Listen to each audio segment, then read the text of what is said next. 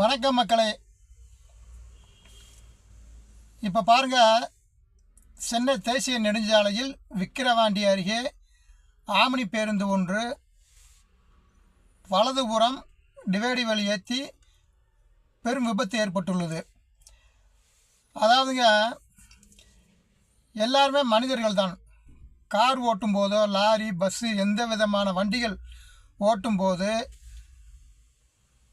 இரவு நேரத்தில் மிகவும் கவனமாக ஓட்ட வேண்டும். ஏனென்றால் தூக்கம் வந்தால் மற்ற நேரத்தில் ஓட்டுற கவனம் தான் வேணும். இரவு நேரத்தில் தூக்கம் வரும்போது ஒரு ஓரம் கட்டி ஒரு அரை மணி நேரம் தூங்கி எந்திரிச்சாலே அந்த தூக்க கலக்கம் விட்டு போய்விடும். அதை விட்டுவிட்டு வீராப்பாக ஓட்டி செல்லக்கூடாது. அப்படி ஓட்டி செல்லும்போது நாம் ஓட்டுவது போல் தான் இருக்கும். தன்னாலே கண்ணசந்து இப்படி விபத்து நடக்க வாய்ப்பு இருக்கிறது. வாய்ப்பு நடந்து கொண்டு இருக்கிறது, நிறையா பக்கம் நடக்குது. அதனால் நானும் டிரைவர் தான், மற்ற டிரைவர்கள் ஆகிய அனைவரும் இரவு நேரம் மிக மிக கவனமாக வண்டி ஓட்ட வேண்டும். இரவு நேரத்தில் தான் அதிக வாகனங்கள், ஆம்னி பேருந்துகள், லாரிகள்லாம் செல்லுது.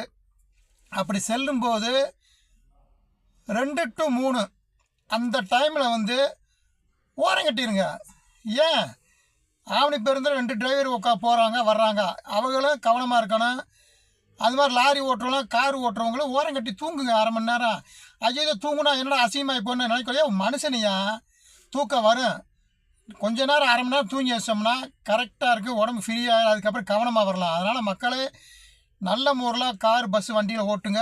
இரவு நேரத்தில் மிக கவனமாக ஓட்டுங்க. மேலும் அன்டயத்தில் வண்டி ஓட்டக்கூடாது, அது பெரிய முக்கிய காரணம். ஆமாங்க, வண்டி ஓட்டும்போது மிக மிக கவனம் வேண்டும். அரை மணி நேரம் தூங்குங்கய்யா. அரை மணி நேரம் தூங்கினா தான் அந்த தூக்க கலப்பு போகும். அப்போ தான் நம்மளை ஸ்டெடியாக வண்டி ஓட்ட முடியும். அப்படி ஓட்ட முடியும் வயிறு அப்போ ஓட்டினோம்னா அப்படியே கண் அசந்து கொண்டு போய் சாத்திடும். அதனால் நம்மளை நம்பி வண்டிக்குள் அத்தனை உயிர்கள் இருக்கிறார்கள். நாமளும் வாழணும். அந்த பொருளையும், வண்டி பஸ்ஸோ எந்த பொருளையும் பாதுகாக்கணும். அதனால் ஆண்டை மேலே பார்த்து நல்ல முறையில் வண்டியை ஓட்டுங்க. தூங்குங்க. மெயின் அந்த அரை மணி நேரம் ஓரங்கட்டி தூங்கிட்டா இந்த விபத்தே நடக்காது. நன்றி, வணக்கம்.